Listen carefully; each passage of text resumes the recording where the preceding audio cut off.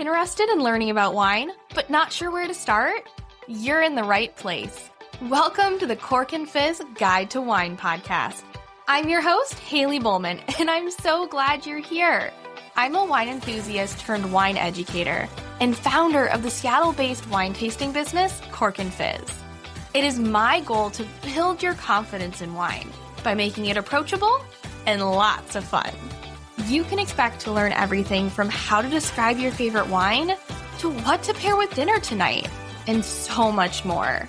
Whether you're a casual wine sipper or a total cork dork like myself, this podcast is for you. So grab yourself a glass and let's dive in.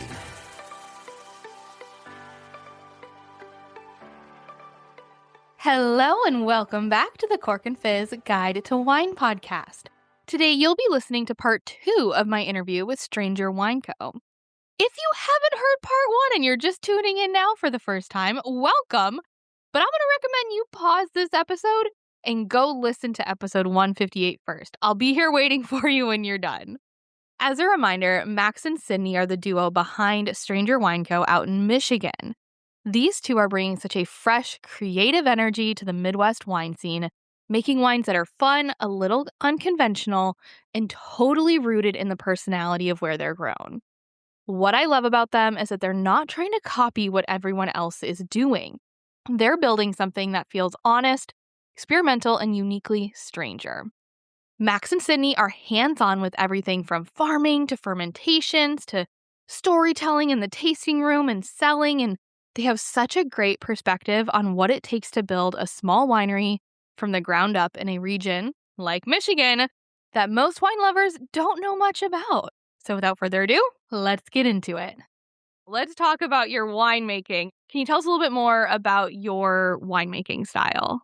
We'll just do whites and reds, make it easy. So all whites are, everything's hand harvested, first of all. And most whites see skin contact through pigeage, foot stomping, all whole cluster, never destemmed, never crushed. So we'll soak them for 2 to 6 hours, depending on the variety, the vintage, the quality of the fruit. They get whole cluster pressed, 2.5 to 4 hour cycles on the press, settled for 24 hours, and racked directly to neutral French oak barrels. 225 or 228 liters and a couple puncheons. Then they go through native fermentations. If everything goes well, if I do have something that's going bad, I'm not above intervening. But, I think I've intervened on 3 wines in the 5 years at Stranger, which is a ode to the fruit quality. And then they age without racking between 6 and 8 months. And now we're experimenting finally in our own space with shutting them down in tank for 6 months after barrel to get them nice and reductive.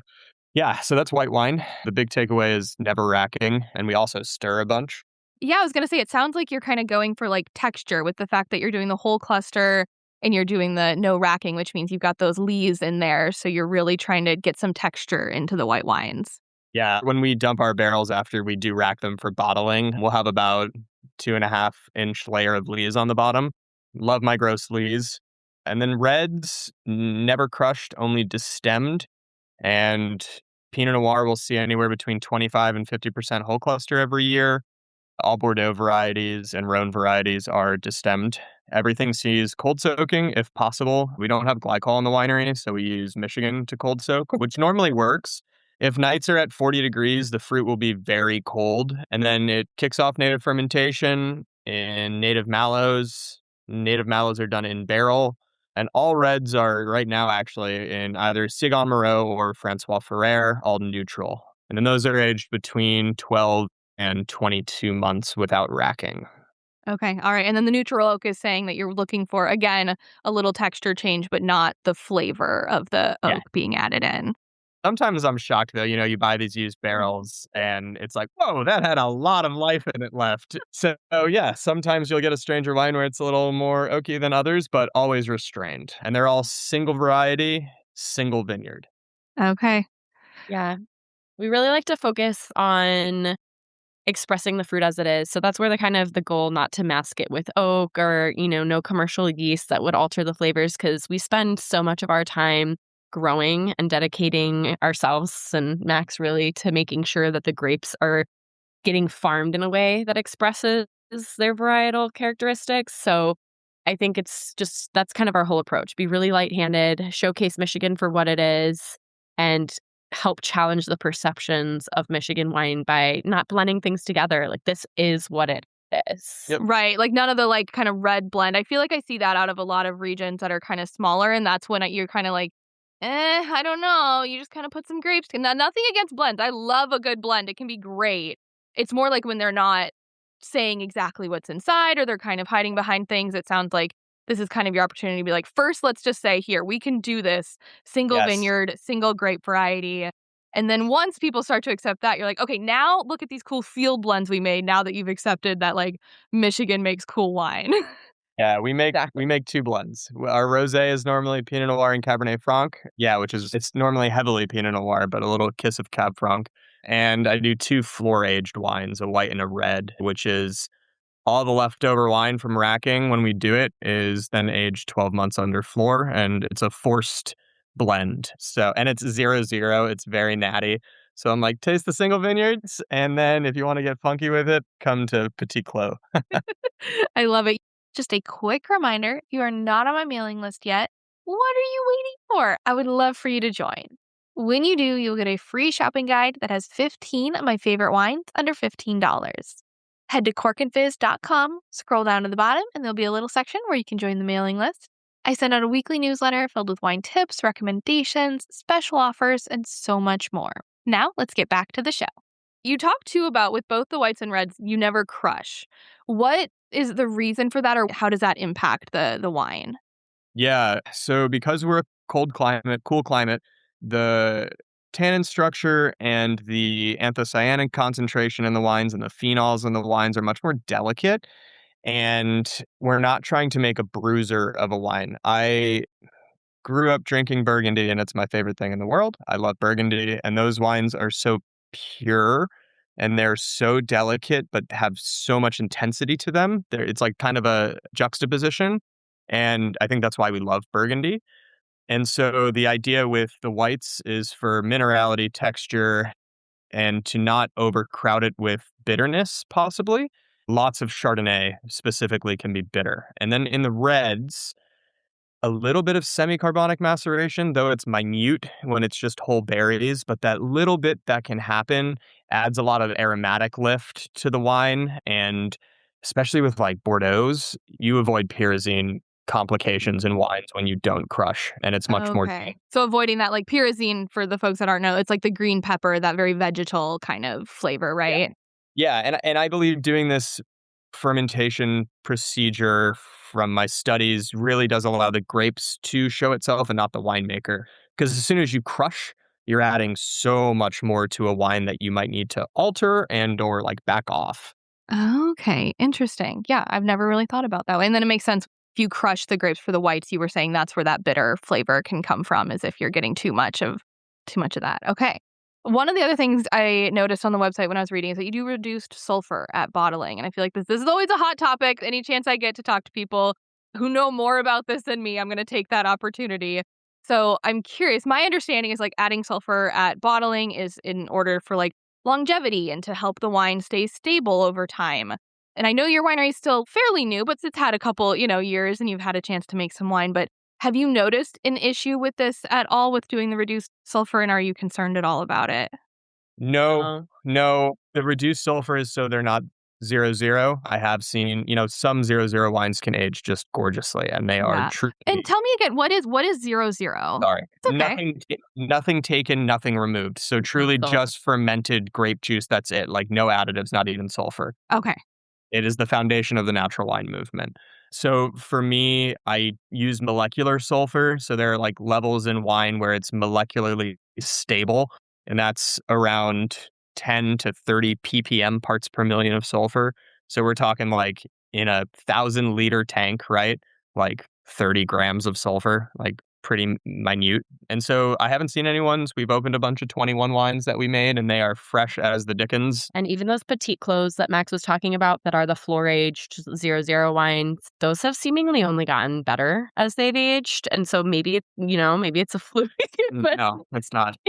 It's given us a lot of hope that there's possibility for it. We're not dogmatic about not using sulfur, but I do think we've both had wines that felt over-sulfured before, and it kind of strips some of the soul and character out of the wine.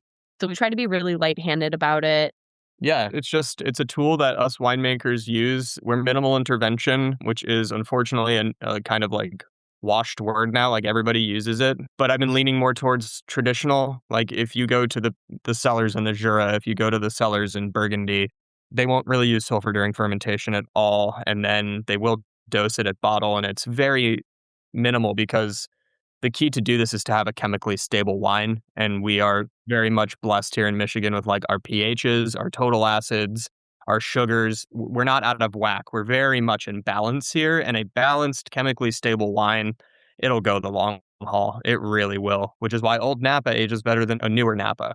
Oh, that makes sense, right? It's like because if you're adding the sulfur in order to make the wine, stable and have longevity, it's like, well, also could you just make the wine so that it has longevity and is stable on its own without the Yeah. sulfur? Bingo. Yeah, bingo. Okay. All right. Makes sense. All right. We talked a little bit about your wines, and I'm going to get back to that, but I'm just curious as, working as a couple and starting a winery. I always love to hear like kind of like the experience for you guys and how do you, divide roles between the two of you? Is it kind of a natural fit or something you're still figuring out with running Stranger Wine Co together? 70/30. It evolves constantly. I think when we started the project, we were definitely both in the ring a little bit more. Like I said, I kind of started in agriculture, and I love that Max, he's really taken to it, and he's kind of become the viticulturalist of the group. We had our daughter during harvest in 2022, which was a really wise decision. Right. So smart. Being just a two-person team, that was definitely tough, and we're very lucky we've had people help us along the way. That year, it was a lovely woman, Christy Wenz, who was helping us out.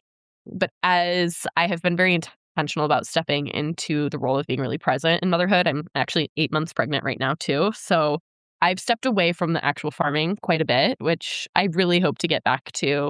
It's what makes me happy, but Max is 100% the brains behind the wine. I just love to go in and give him a hard time and make weird faces while tasting stuff to stress him out. But he does all of the kind of winemaking and a lot of the compliance stuff. Whereas I would say I focus a lot on kind of our business growth, marketing. I definitely CEO. led the charge on kind of the tasting room going. And again, I primarily been doing the customer service, but now that I'm very pregnant, Max is taking a lot of that on too. So it's just constantly this ebb and flow of, little give, a little take. But I think it works for us, and I think it keeps it really exciting because we're both very proficient in all areas. If Max needed me to go into the winery and do something with limitation, I would probably be able to do that. And likewise, I trust that he can do everything that I do. So that's kind of the perks of being such a small team and such a small company. Yeah. And I think in a couple of years, it's going to be even totally different from today. So Yeah, it's so true. It's so interesting too. I always have to remind myself, like when we're talking about, okay, like dividing the roles, it's like it's not just like the grapes and the winemaking, right? It's like there's what's after that as well. Like you talked about a lot of the business stuff. There's so much that has to be done on the selling, which kind of goes back earlier when you talked about that mentor of yours where it was like you need to learn how to sell wine too. That's something that comes up a lot when I talk to winemakers. They're like, actually, the hardest thing about making wine is then selling the wine.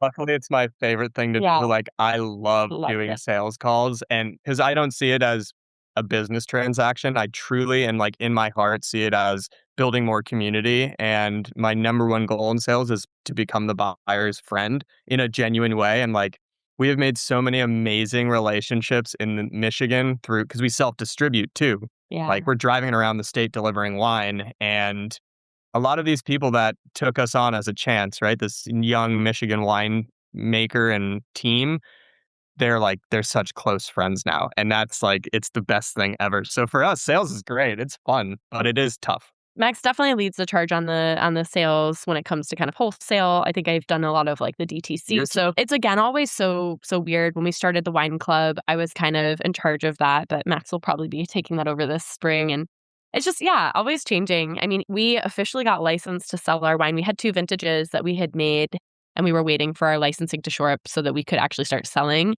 Like I said, our daughter was born in mid-September of 2022, and we started selling wine, I think November 6th was when we went live. So arguably our best sales rep that year was our daughter, because we would just show up with this like tiny little peanut of a baby and people were like, yeah, absolutely sign me up, you know? Like, we want to support you. Absolutely. Yeah. Yeah. Now she's a full-blown liability, but it's okay. These things change. Yeah. And luckily people just put trust in us immediately. We We're honestly grateful for that. we don't know why, and we're so grateful for it. And luckily the wines have been good enough each vintage that they keep buying it. But That is good. You're like, they have the trust, and then we did show up. We did. We promised. We had yes, we yes, had the wine. 100%. I think most of the people who work with us have a very good understanding that we are a little bit of a hot mess, you know, but I guess that comes with the territory of starting something like this, and we will get it together It's the slowly. lore. No, that's the best. We love that. I feel like anybody loves, like, we much prefer the story behind the wine. And, if it was all perfect, that wouldn't be as much fun. We'd go to one of the big wineries and, they've got all their systems down and whatever. Like, that's no fun. We like the stories. All right. So before we go on to kind of the last questions, for folks that are listening that are like me, that are like, okay, we need to try this wine. I know you do offer it direct to consumer online, shipped to most states in the US. But what I want your help with is, if folks are going online, they're going to pick out some wines. Let's say they want to buy 3 bottles.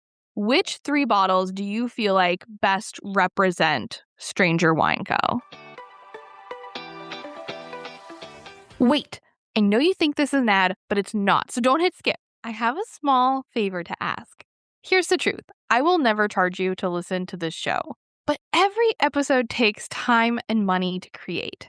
So if this podcast has helped you pick a better bottle, learn something new, or just kept you company, would you consider becoming a paid subscriber? You can show your support for just $3, $5, $8, or $10 a month. To say thanks, every single supporter gets a shout out on the next episode I record. And if you choose the $10 tier, you actually get to pick a future episode topic. Setting up a subscription is a great way to show your love for the show. Just click the link in the description right now. Thank you for listening, supporting, and being part of my wine-loving community. Now let's get back to the show. Pinot Noir, like, easily buy a Pinot, please. Chardonnay, big time. And so something that's for sale right now, Pinot Gris. I love Pinot Gris so much. I'm kind of team Cab Sauv over here. Cab Sauv, all right, Ooh. that's fine. So 4. There Yeah. you go. Buy 4 bottles. Yeah, but those all 4 represent us very well in the plethora of what we could do. I think the Pinot Gris is definitely one of the best examples of texture in wine. Some of the Pinot Gris that Max has been farming for the last several years, and the way he makes it, it can kind of feel like you're licking beeswax, which is a really cool sensory experience. Yeah. But I love the Cab Sauv because it's a beautiful wine. And I think it's, again, one of those ones that people don't really immediately think of when they think of Michigan. Yeah. Yeah, definitely. Well, and especially if your other 2 are Pinot Noir and Chardonnay, right? Because in my head, those are kind of like 2 very different. Typically, they come from 2 different regions, right? Or the fact that you can do both is pretty cool to kind of be like, we have the Pinot family, but also here we have kind of this, the Bordeaux red that a lot of people think of. We grow Riesling and Cabernet Sauvignon in the same field. Dang. It is very, very cool. And I'm just, so excited about all the things. So now that I'm like so excited about Michigan wine. What's next for you and Stranger Wine Company? I know this is kind of a tough question of like, you're like, I just doing everything we're doing right now. But where do you see yourself kind of 5 to 10 years down the road? And are there any wines you're like super excited or most looking forward to making? I think that just continuing to kind of grow in the way that we currently are, trying to take over more farming. Mm-hmm. We have a 57-acre plot that we own that we're hoping to start planting maybe 20 to 30 acres of slowly but surely.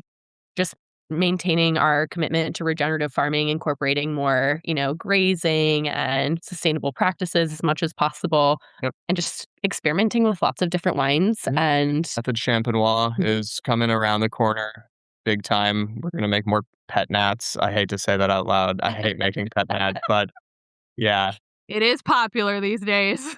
And honestly, it's really delicious, the Cab Franc pet nat, but I think hospitality is probably where I'd like to focus a lot right now. Bringing people over here to see what we can do and having that agro-tourism element is really important to highlight that wine is ultimately an agricultural product.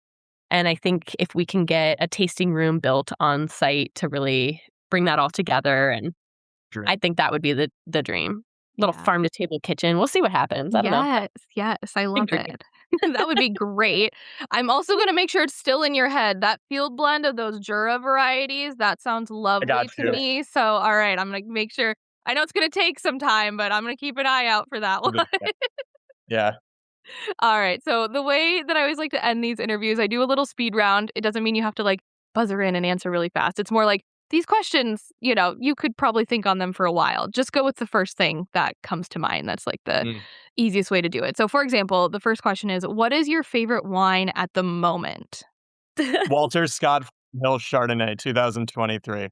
Ooh, okay. I like it. And then, yes, sorry, Sydney. This is also a hard question for you. I don't know if I've told you, I'm also 8 months pregnant right now. So I Oh my get that. Yeah.